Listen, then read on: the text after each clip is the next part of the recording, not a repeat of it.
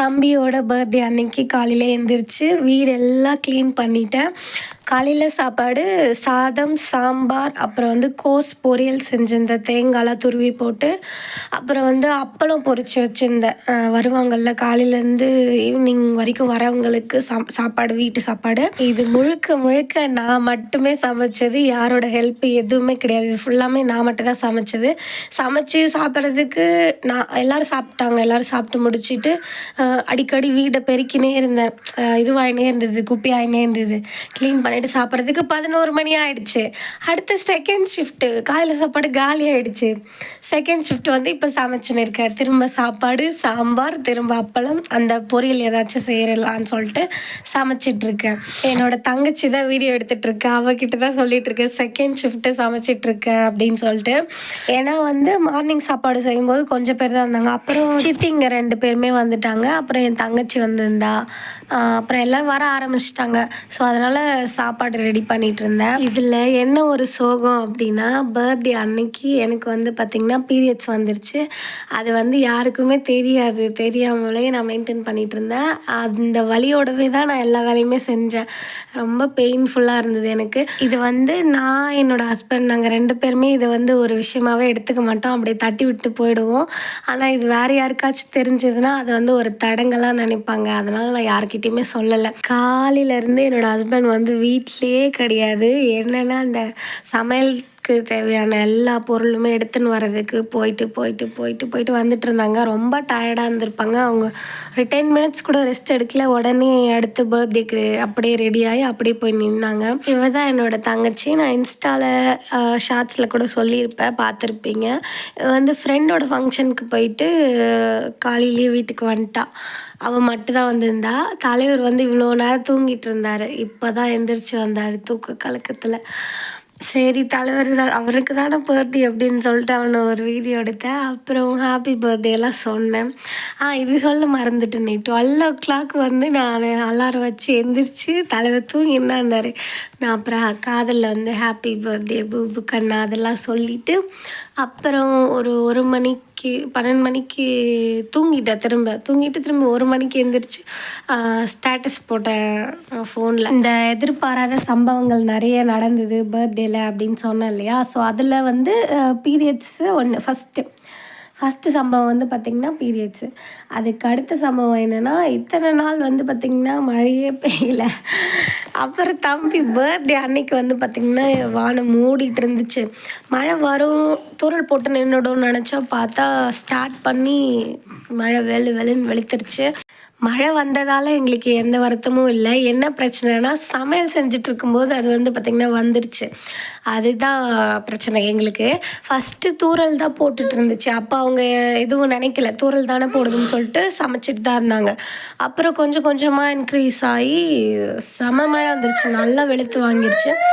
அப்புறம் ஒரு 2-3 பேர் சொன்னாங்க, இந்த மாதிரி உங்கள் பையன் அரிசி வாரி நிறைய சாப்பிட்டுவிட்டான், அதனால தான் மழை வந்துருச்சு அவனோட ஃபங்க்ஷன் அன்னைக்கு அப்படின்னு சொன்னாங்க. பொதுவாகவே ஊரில் இது மாதிரி சொல்லுவாங்க, நானும் கேட்டிருக்கேன். அரிசி நிறைய வாரி சாப்பிட்டோன்னா நம்மளோட கல்யாணத்துக்கு, வளகாப்புக்கு, அந்த மாதிரி விஷயத்துக்கெலாம் மழை நிறைய பெய்யும் அப்படின்னு சொல்லிட்டு. அந்த மாதிரி தான் நடந்துச்சு. அப்புறம் நான் அவங்கக்கிட்ட சொன்னேன், என் பையன் இன்னும் சாப்பாடே சாப்பிடல, அதுக்குள்ளேவே அரிசி சாப்பிட போகிறான் அப்படின்னு சொன்னேன்.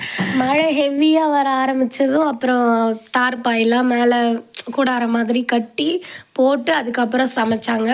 நம்ம பர்த்டே செலிப்ரேட் பண்ணுறோம் இல்லையா, அன்னைக்கு நம்மளோட சந்தோஷத்துக்காக நம்மளோட ஃப்ரெண்ட்ஸ் எல்லாரையும் கூப்பிட்டு கேக் வெட்டி அந்த மாதிரி கொண்டாடுறத விட, அன்னைக்கு அந்த நாளோட விழா நாயகியாகிய நம்ம அம்மாவை சந்தோஷப்படுத்தி கொண்டாடுறது தான் ஒரு கரெக்டான பர்த்டேன்னு நான் நினைக்கிறேன். நான் ஃபீல் பண்ணேன் ஒரு அம்மாவாக ஆனக்கப்புறம். ஏன்னா அந்த அம்மா நம்மளை பிரசவ வலியை தாங்கி நம்மளை பெற்றதுனால தான் நம்ம இருக்கோம் இன்றைக்கி உயிரோட. இப்போ இருக்க மாடர்ன் கேர்ள்ஸ் மாதிரி எனக்கு வலிக்கும், நான் குழந்தைய பெற்றுக்க மாட்டேன் அப்படின்னு நம்ம அம்மா சொல்லியிருந்தாங்கன்னா கண்டிப்பாக நம்ம இன்றைக்கி வந்திருக்க மாட்டோம் இந்த உலகத்துக்கு. ஸோ இனிமேல் எல்லோரும் பர்த்டே வந்துச்சுன்னா கண்டிப்பாக ஃபஸ்ட்டு உங்கள் அம்மாவை சந்தோஷப்படுத்திட்டு அதுக்கப்புறம் நீங்கள் சந்தோஷமாக இருங்க. சந்தோஷப்படுத்துறதுனா என்ன, அவங்களுக்கு பிடிச்ச பொருள்லாம் வாங்கி கொடுங்க, அவங்க என்ன கேட்குறாங்களோ அதை செய்யுங்க, அவ்வளோதான்.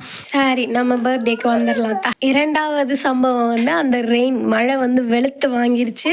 அப்படி இருந்தும் நல்லபடியாக சமைச்சு முடிச்சாச்சு. 3வது சம்பவம் வந்து தலைவர் வந்து அந்த இஞ்சி பூண்டு பேஸ்ட் வச்சிருந்த டபரால வந்து இடிச்சுக்கினாரு நெத்தியில. அப்புறம் அந்த ரங்கோலி எப்படி இருக்குது அது வந்து எங்கள் சித்தி போட்டாங்க.